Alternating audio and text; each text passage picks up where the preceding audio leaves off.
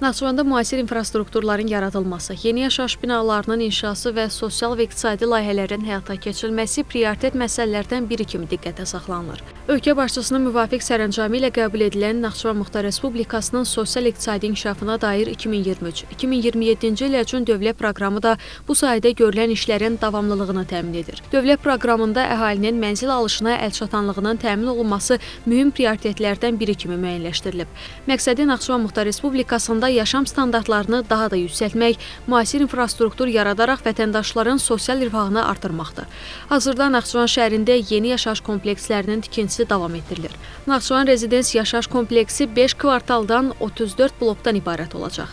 Təsdiq edilən layihə çərçivəsində 1, 2, 3 və 4 otaqdan ibarət 5-12 mərtəbəli binalarda 1100 mənzil inşa ediləcək.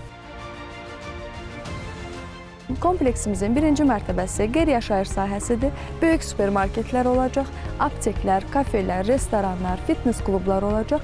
Ondan da əlavə ümumi kompleksdə parklar salınacaq, uşaq meydançaları nəzərdə tutulub, hansı ki, sakinlər əyləşib öz evladlarını seyr edə bilərlər. Bir də onu qeyd etmək istəyirəm ki, ümumi kompleksdə böyük bir uşaq bağçası tikiləcək. Naxçıvan Muxtar Respublikasının sosial-iqtisadi inkişafına dair 2023-2027-ci il üçün dövlət proqramı əsasında Naxçıvan şəhərində quruculuq işləri aparılan böyük layihələrdən biri də Yaşıl Ada Evləri yaşayış kompleksidir. Kompleks Naxçıvan şəhər Əziz Əliyev küçəsində yerləşən 3,7 hektar ərazini əhatə edir. Burada 5 yaşayış binası və 1 qeyri-yaşayış binası inşa olunur.